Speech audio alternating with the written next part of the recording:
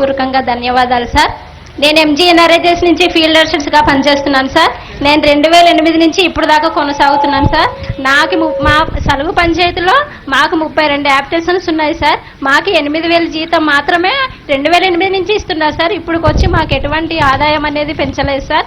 మేము any time రోజు ఆన్లైన్లో వర్క్ చేయాలి సార్. కొండలు మీరు ఇప్పుడు మా అంటే మా ఏరియా సైడ్ వచ్చారు కాబట్టి ఇక్కడ ఎంత కొండలు ఉన్నాయి అనేది మీకు అర్థమైంది సార్. మేము ఆడవాళ్ళని, మాకు పెళ్ళయింది, పిల్లలు ఉన్నారు, మాకు ఆ జీతం అనేది సరిపోవట్లేదు సార్.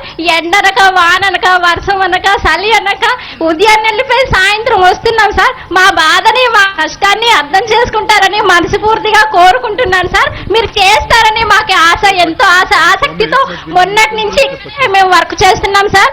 అదేవిధంగా మీరు మిమ్మల్ని సినిమాలు చూడడం తప్ప కానీ రియల్ గా ఎప్పుడు చూడడానికి నిజంగా అలాగే మా బాధని కూడా మా జీతాలు పెంచుతారని ఆశిస్తున్నాను sir. Love you sir. Thank you. అది 8,000 అమ్మ నమస్కారం. మీ అందరికీ తెలిసే ఉంటుంది, MG నరేగా అనేది ఈ నెలాఖరుతో అయిపోతుంది. కొత్తగా జీరామ్జీ స్కీమ్ వస్తుంది.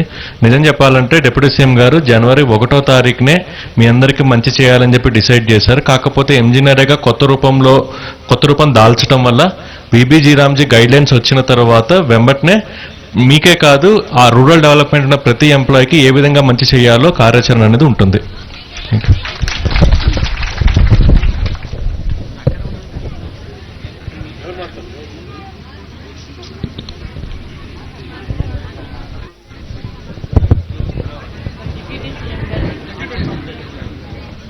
మీరు చూడండి, వీళ్ళని చూడండి.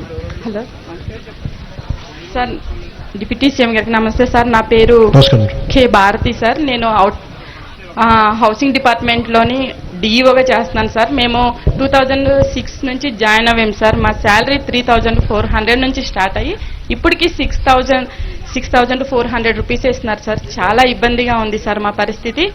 మేము ఇప్పుడు యూనియన్గా SC ST యూనియన్గా ప్రిపేర్ అయ్యి మేము 576 మెంబర్స్ ఉన్నాం సార్. మా స్టేట్ మొత్తం 576 మెంబర్స్ ఉన్నాం సార్. ఓవరాల్గా అయితే 2,600 మెంబర్స్ ఉన్నాం సార్. మాకేమైనా బ్యాక్లాగ్ పోస్టులు తీస్తే data entry operators, next outsource working inspectors కి ఏమైనా అవకాశము ఇవ్వగలుగుతారని కోరుతున్నాను సార్. మిమ్మల్ని చూసినందుకు మాకు చాలా ఆనందంగా ఉంది సార్.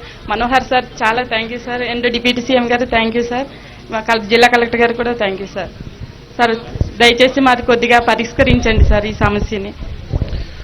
అమ్మ, మీకు మన హౌసింగ్ కార్పొరేషన్ ద్వారా మిమ్మల్ని తీసుకున్నారు కాబట్టి మీకు సెలక్షన్ జరిగేటప్పుడు మీకు వెయిటేజ్ ఇస్తారు.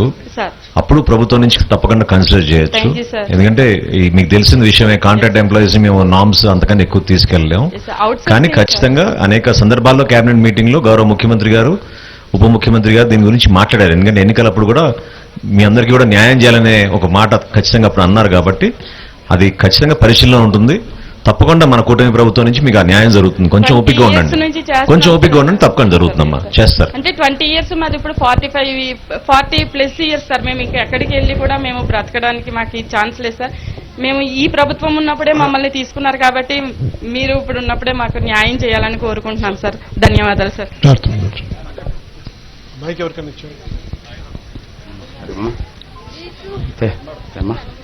కనిపించావు దయచేసి మరి అంత చాలా సుదూర ప్రాంతం నుంచి వచ్చినటువంటి deputy CM Pawan Kalyan sir గారికి ప్రత్యేకమైన నమస్కారాలండి. నా పేరు మామిడి బాలరాజు, నందిగరు గ్రామం. నాకైతే 2 కళ్ళు కూడా కనిపించావు. అయినా కూర్చుందామైనా పడుకుందామని కూడా నిద్ర లేనటువంటి పరిస్థితి. ఇది కిన్ను మరి వెన్నుపూస బేక్ అయింది సార్. దానికి ఏంటంటే నాకు మరి వెళ్ళి హాస్పిటల్ ఉందామైనా మరి కొంచెం ఆర్థికం మరి నా దగ్గర లేదు. మన ప్రభుత్వం వాళ్ళు మనకు ఎంతో కొంత 6,000 రూపాయలు ఇస్తున్నారు. కానీ మాకు 2 పిల్లలకి మా ఆవిడికి నాకు కొద్దిగా ఖర్చుకు సారట్లేదు సార్.